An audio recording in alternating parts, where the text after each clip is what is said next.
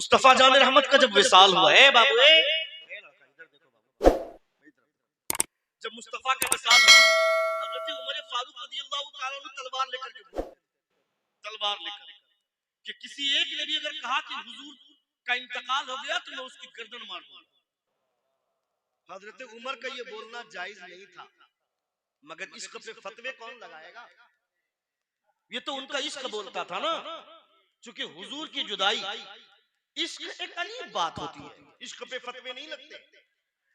हजरत मुजद्दिद सरहिंदी रहमतुल्लाह ताला अलैह, एक हदीस है मुस्तफा की, मिशकात शरीफ की हदीस पाक है, हजरत लुबाबा बिनते हारिस से हदीस पाक मरवी है। मुस्तफा जान रहमत की गोद में हजरत इमाम हुसैन, इधर मेरी तरफ देखो, मुस्तफा की गोद में इमाम हुसैन है। मुस्तफा इमाम हुसैन को प्यार कर रहे हैं। इमाम हुसैन ने नबी की गोद में पेशाब फरमा दिया, पेशाब फरमा दिया।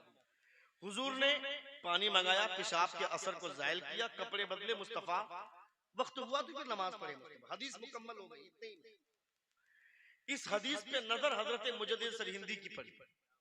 आपने नतीजा अखज किया कि इस हदीस से ये मालूम होता है कि अपने नाना की गोद में पेशाब करना इमाम हुसैन की सुन्नत। जोर से, अपने नाना की गोद में पेशाब करना इमाम हुसैन की सुन्नत, और अपने नवासे से अपनी गोद में पेशाब करवाना हुजूर की सुन्नत। मजा नहीं आ रहा? मजा आ रहा? तो सुभान अल्लाह बोलिए ना भाई जोर से। नाना की गोद में पेशाब करना हुसैन की सुन्नत, और अपने नवासे से अपनी गोद में पेशाब करवाना हुजूर की सुन्नत। हजरत मुजद्दिद सरहिंदी जब विसाल करने लगे तो अपनी बेटी को आपने वसीयत की थी कि मेरी लाडली, अच्छा इसका हवाला भी दे दूं, अभी कुछ दिन पहले एक तकरीर में मैंने इस बात को पेश किया था, तो गिरिडीह के 4-5 मौलवी मेरे पीछे पड़ गए, क्या ये सब अपनी ये मनगढ़ंत बातें। फिर मैंने मिरातुल मनाजी का हवाला पेश किया, मिशकातुल मसाबी की शरह अल्लामा मुफ्ती अहमद यार खान नेमी रहमान ने इसको नकल फरमाया है। जब मैंने हवाला भेजा तब लोगों ने उस मौलवी को कहा कि आप मुताला कीजिए, कोई मुताला करके तकरीर कर रहा तो उसको क्यों छेड़ रहे हैं आप? समझ रहे हैं आप? मुताले की सरहद पे बैठने वालों के साथ छेड़खानी नहीं होनी चाहिए। आप अपना मुताला तेज कीजिए ना, जोर से बोलिए सुभान अल्लाह। आप अपने मुताले की हद को बढ़ाइए। सुनिए, हजरत मुजद्दिद सरहिंदी रहमतुल्लाह ताला अलैह, जब आपकी नजर पड़ी इस हदीस पर तो आपने फरमाया कि नाना की गोद में पेशाब करना हुसैन की सुन्नत, और अपने नवासे से अपनी गोद में पेशाब करवाना मुस्तफा की सुन्नत। अपनी बेटी से वसीयत करके जब आप इंतकाल करने लगे तो आपने कहा था, मेरी बेटी, मैंने हुजूर की हर सुन्नत को अदा किया है, एक सुन्नत मुझसे छूट रही है, क्योंकि तुमको बेटा अभी तक नहीं हुआ है। मैंने अपने नवासे से अपनी गोद में अब तक पेशाब नहीं करवाया है। मैं जब दुनिया से चला जाऊं उसके बाद अगर तुमको बेटा हो तो मेरी कब्र पे पेशाब करवा कर पानी बहा देना, ताकि हुजूर की ये सुन्नत भी मुझसे अदा हो जाए।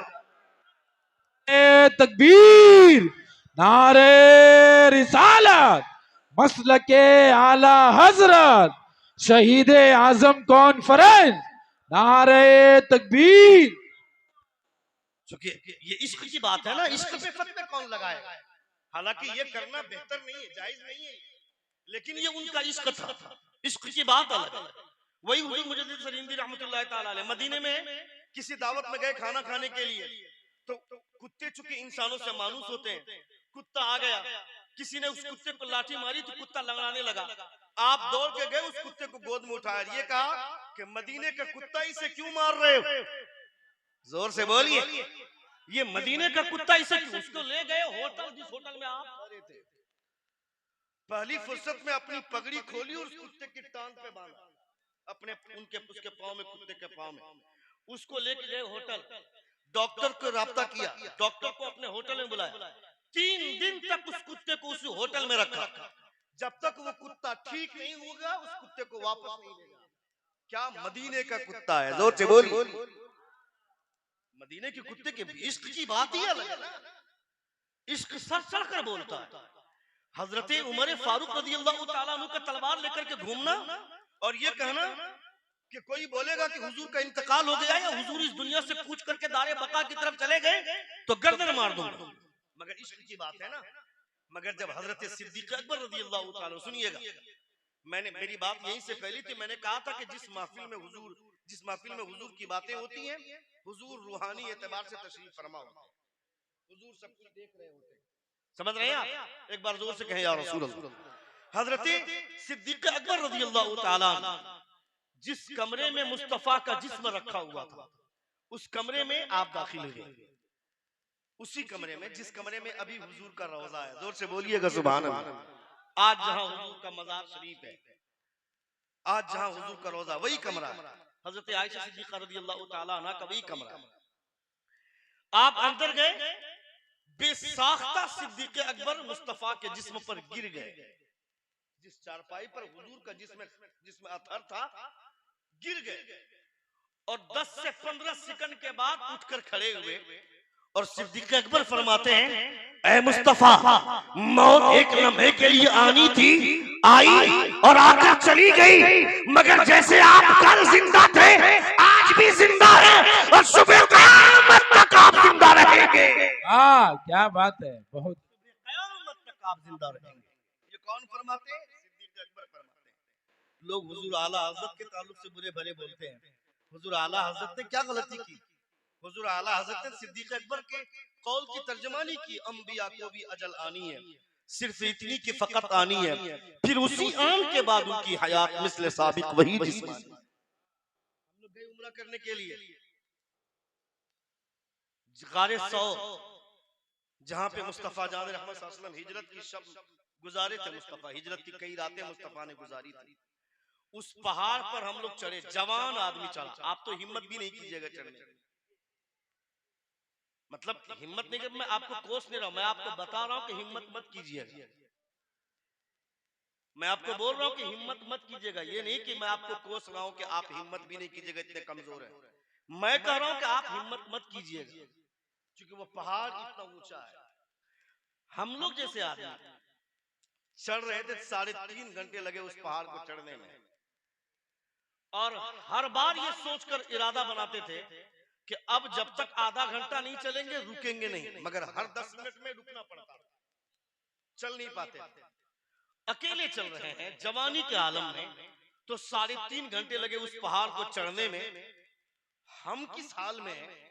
और जब मुस्तफा उस पहाड़ पर जा रहे थे, तो सिद्दीक अकबर मुस्तफा को अपने कांधे पर लेकर उस पहाड़ पर चढ़े थे। कहां उनका इश्क और कहां हम लोग कहां हैं? हम अपनी मस्जिद चल करके नहीं जा सकते, और सिद्दीक अकबर नबी कौनैन सल्लल्लाहु अलैहि वसल्लम को कांधे पर बैठाकर उस पहाड़ पर चढ़े। हैरत कीजिएगा उस पहाड़ को देखने के बाद, जबल जिस गार में जबल नूर, जिसमें गारे हिरा है, जहां पे इक़रा बिस्मि रब्बिकल लज़ी खलक़ वाली आयत उतरी। ये तो पाकिस्तानियों की मेहरबानी है, मजदूरों की, वहां जो काम करने वाले पाकिस्तानी होते हैं।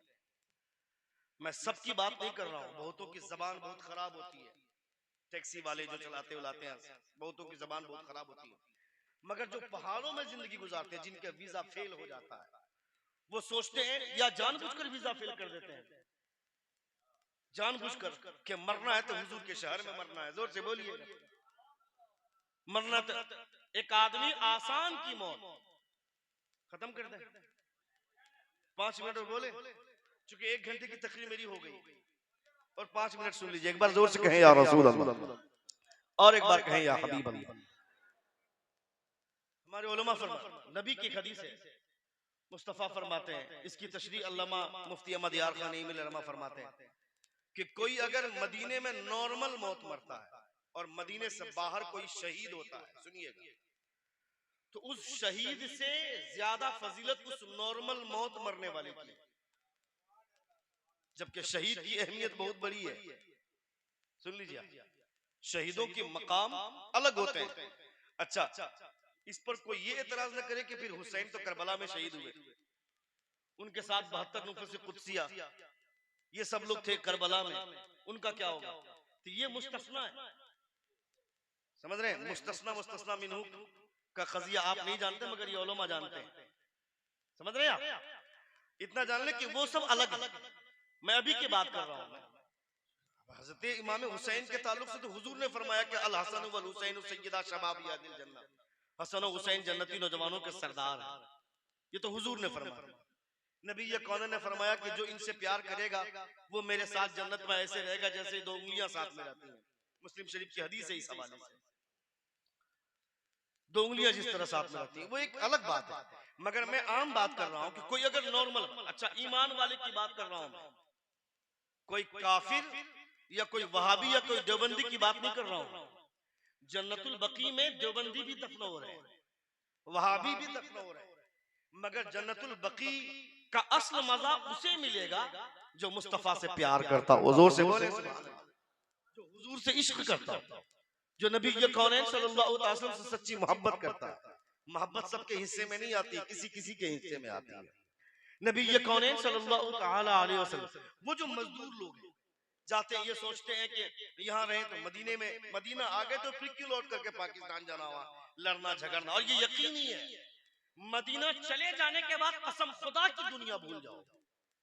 लोग बोलते हैं ना, शेर में पढ़ते हैं लोग, आप सुनकर सुभान अल्लाह बोलते हैं, मगर इसकी तस्दीक होगी जब मदीना पहुंच जाएंगे। किसी की याद नहीं आती है, मदीना पहुंच जाने के बाद सिर्फ हुजूर की ही याद आती है, सिर्फ मुस्तफा के रोजे को देखने का मन करता है।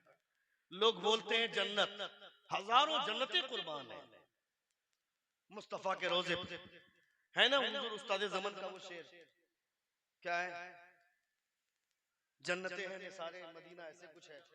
हाँ, अजब रंग पर है बहारे मदीना, कि सब जन्नतें हैं निसारे मदीना। वो है मुस्तफा जान रहमत का रौजा, नबी ये कौन है, अल्लाह रब्बुल इज्जत। अब तो अल्हम्दुलिल्लाह मैं इस टूर वाले को, कोई भी टूर वाले, उन टूर वालों को का मैं एहसान मानता हूं कि ये टूर वाले अब मुसलमानों के लिए मदीना जाना आसान कर दिया इन लोगों ने। अच्छा, टूर तलाश करते हैं लोग, जाते हैं मदीना जाने के लिए या मक्का जाने के लिए। हर टूर वाले का सहारा नहीं लेना है, कम से कम ये देखना कि कौन सुन्नी टूर एंड ट्रेवल्स है, इसका जरूर ख्याल कीजिएगा। पैसे के पीछे 5,000 10,000 के चक्कर में कोई ऐसे वहाबी या देवबंदी का टूर मत पकड़ लीजिएगा कि वो आपको सही निशानात नहीं बताएगा, वो आपको सही तौर पर जियारत नहीं करवाएगा। और अगर सुन्नी टूर का सहारा लीजिएगा तो वो हर उस मुकद्दस मकामात को दिखाएगा जो हमारे लिए अल्हम्दुलिल्लाह इश्क के शोले मजीद भड़काएगा। ऐसी निशानियां हमारे सामने होंगी तो जब आप सुन्नी टूर एंड ट्रेवल, अभी जैसे उन्होंने तस्करा किया मंत्री साहब ने, अलबद्र टूर एंड ट्रेवल, समाना गुलजार से काफी साहब मेरे बहुत अच्छे दोस्त हैं, बहुत अच्छा है। आप भी उसी से जा रहे क्या, आप उसी से जा रहे हैं, किससे जा रहे हैं, उससे नहीं जा रहे। अच्छा, बहरहाल इसका ख्याल मैं आप लोगों को बोल रहा हूँ, इसका ख्याल रखिए, किसी सुन्नी टूर एंड ट्रेवल्स का सहारा लीजिए ताकि आपको सारी यादें मुस्तफा जान रहमत सल्लल्लाहु अलैहि वसल्लम, ये तो तुर्की वालों की मेहरबानी है, तुर्की वालों की, कि जहां पे सिद्दीक अकबर का मकान था वहां सिद्दीक अकबर के नाम से मस्जिद बना दी, छोटी सी मस्जिद मगर सिद्दीक अकबर के नाम से। जहां हजरत उमर का मकान था उमर फारूक के नाम से मस्जिद बना दी, जहां हजरत फातिमा का मकान था वहां फातिमा के नाम से मस्जिद बना दी, जहां हजरत अली का मकान था वहां हजरत अली के नाम से मस्जिद बना दी। ये एहसान है तुर्की वालों का, वरना ये जालिम लोग तो सब पर बुलडोजर चला देते। मस्जिद बना दी तो बच गई, मस्जिद देखिए तो मस्जिद अब है, मगर ये सोचिए कि कल ये सिद्दीक अकबर का मकान था। मस्जिद अली के नाम से मस्जिद है तो वो मस्जिद देख रहे आज मस्जिद है, मगर कल हजरत अली का मकान था, वो हजरत फातिमा का घर था। वो वहां जाइएगा तो इन सब चीजों को महसूस कीजिएगा, अपने बच्चों के दिमाग में ये बैठाइए, बेटा मदीना नहीं देखा तो कुछ नहीं देखा, कुछ नहीं देखा, मदीना देख लो एक मरतबा, गुंबद खजरा की जियारत कर लो। हुजूर फरमाते हैं मंजारा कब्री वजबत लहू शफाअती, जिसने मेरी कब्र की जियारत की उस पर मेरी शफाअत वाजिब हो गई।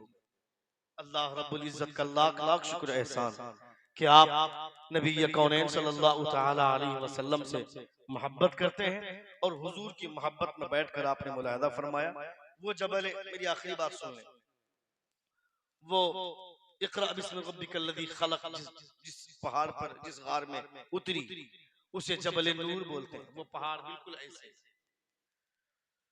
पाकिस्तानी मजदूरों ने पत्थरों को तराश तराश कर रास्ता बना दिया, लोग आसानी से जाते हैं, मगर फिर भी आपको 2.5 घंटे लगेंगे उस पहाड़ पे चढ़ने में। उस पहाड़ पे चढ़ सकते हैं, क्योंकि उसमें स्टेप बना हुआ है उसी हिसाब से। जबल सौर चढ़ते वक्त उसमें स्टेप नहीं बना हुआ, ऐसे ही चलना है आपको, मगर इसमें स्टेप बना हुआ है। कई जगह पे ग्रिल लगा दिया है, आप पकड़ भी सकते हैं, पकड़ कर भी कुछ दूर चल सकते हैं। ये उन लोगों का एहसान है, उन लोगों के लिए दुआएं हो कीजिए। अल्लाह रब्बुल इज्जत उन तमामों को कल क़यामत के मैदान में बेहतर से बेहतर बदला अता फरमाए। हमारे कासिम साहब जा रहे हैं उम्रा के लिए, आप इनके लिए दुआ कीजिए। जब ये लौट करके आए, हमारे इलाके में ऐसा नहीं होता है, होना चाहिए। जब ये लौट करके आए, आज हाजी साहब आप मेरे घर में दोपहर का खाना खाइए, लौट करके आए, उनसे जाके मिलिए कि मगरिब के वक्त, मगरिब ईशा रात का खाना आज आप मेरे घर में खाइए, दावत दीजिए। खाना खाने के बाद दस्तरखान पे बैठ कर ये दुआ करेंगे आपके लिए। उस वक्त जो दुआ होती है, दुआ कबूल होती है। जोर से बोलिए। हम लोग दावत में जाते हैं तो दुआ करना ही नहीं जानते, अपने घर में भी दुआ नहीं करते, दावत में जाने के बाद भी दुआ नहीं करते। दुआएं होनी चाहिए, एक दूसरे के लिए दुआ कर देने में कौन सा बुरा होता है? दुआ करनी चाहिए। किसकी दुआ से किसके हक में कितना बड़ा काम हो जाएगा कोई नहीं जानता, इसलिए दुआएं होनी चाहिए एक दूसरे के हक में।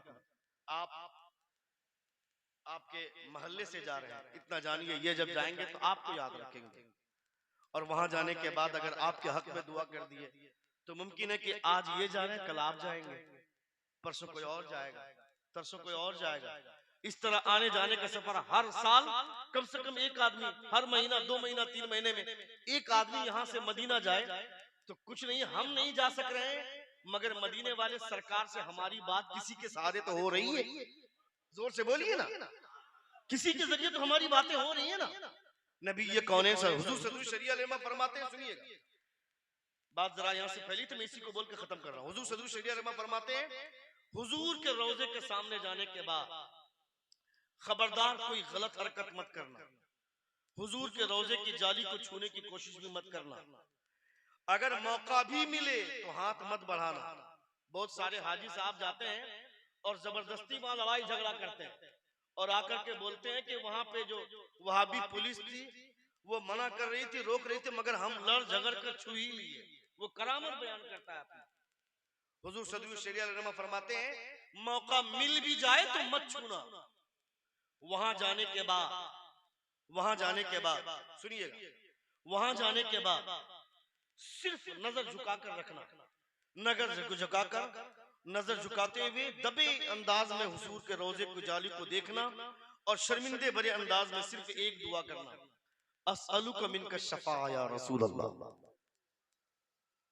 ए अल्लाह के रसूल अपनी शफाअत अता फरमा दे। कसम खुदा की, हुजूर की शफाअत मिल गई तो सब कुछ मिल गया। हुजूर की शफाअत, हुजूर की, हाँ बता देता हूँ क्या बोलना है आपको। हुजूर की शफाअत मिल गई तो सब कुछ मिल गया। ये दुआ कीजिएगा, वहां सरकार के रोजे के करीब है। अच्छा, एक बात उन्होंने और कही है कि वहां आप खड़े हैं, सुनिएगा, वहां आप खड़े हैं, आप वहां जाकर के बदतमीजी करना चाहेंगे, आप रोजे की जाली को छू करके हुजूर, ये ख्याल रखिएगा, हुजूर जैसे कल देखते थे आज भी देख रहे हैं, सुबह कयामत तक देखेंगे। जहां जाने के लिए पूरी दुनिया तरसती है, वहां कोई नहीं जाकर के तुमको हुजूर ने अपने करीब बुला करके खड़ा कर दिया। ये कम बड़ी बात नहीं है क्या?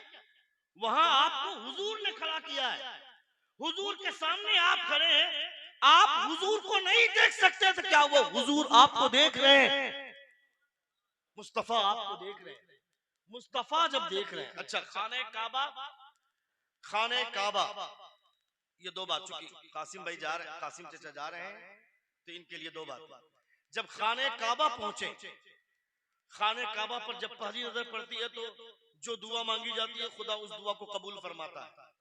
वहां जाकर बिल्डिंग कार मत मांगिएगा, वहां जाकर के दुआ कीजिएगा, परवरदिगारा मुझे मुस्तजाबुद दावत बना दे। ये सबसे बेहतरीन दुआ है, हुजूर आला हज़रत फरमाते हैं, यही दुआ कीजिएगा। और इस अंदाज में आंख से झरझर आंसू, पहले ही से मौसम बना लीजिए रोने का, रोना नहीं आता है तो रोने की तरह शक्ल बना लीजिए, चेहरा बनाइए रोने की तरह। और जब वहां जाएं तो पहले से देखने की जुस्तजू मत कीजिए, खाली नजर झुकाए रखें और आपके दोस्तों अहबाब जो आपके साथ जाएंगे, जो टूर गाइड रहेंगे, वो जब बता देंगे कि हाँ अब काबा नजर आ रहा, तब नजर उठाइए और नजर उठाते उठाते कहिए मौला मुझे मुस्तजाबुद्दावात बना दे। मुस्तजाबुद्दावात उसे बोलते हैं जिसकी हर दुआ कबूल होती है। जोर से बोलिए सुभान अल्लाह। मुस्तजाबुद्दावात उसे बोलते हैं जिसकी हर दुआ कबूल होती है।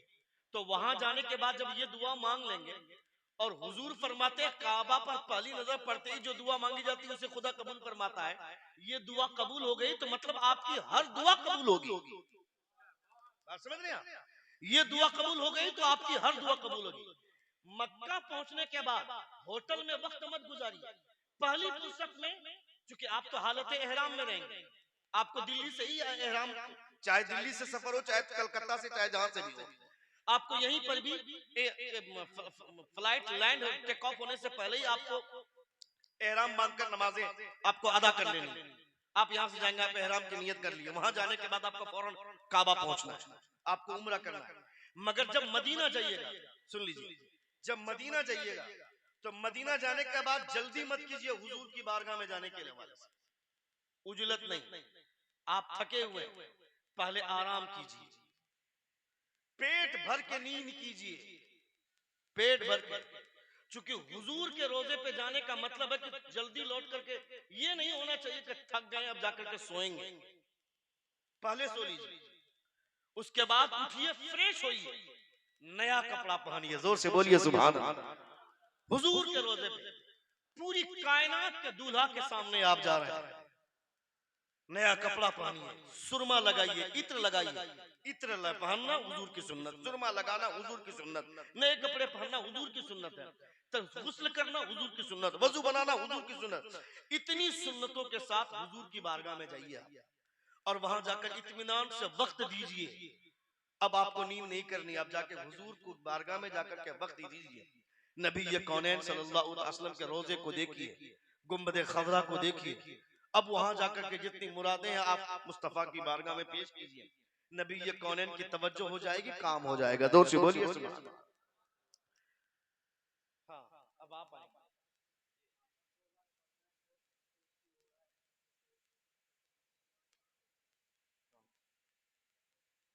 ये बोलिएगा, ये तो अपनी तरफ से बोलिएगा, उसके बाद बोलिएगा कि मैं बहुत बड़े, इससे अच्छा सफर कोई सफर नहीं, इससे अच्छा सफर कोई सफर नहीं। समझ रहे? दुनिया का सबसे हसीन सफर है ये। जोर से बोलिए सुभान अल्लाह। इससे अच्छा, इतने अच्छे सफर में जा रहे हैं, इनके लिए दुआ कीजिए। आप वही बोलिए कि आप मेरे लिए दुआ करें कि मेरा सफर कामयाब हो और हुजूर मेरी हाजिरी कबूल फरमा लें, ताकि मैं वहां आप सबों की जानिब से सलाम पेश कर सकूं। आप यहाँ से जाइएगा, हमारा भी सबका सलाम पेश कीजिएगा वहां हुजूर की बारगाह में। अस्सलामु अलैकुम व रहमतुल्लाह।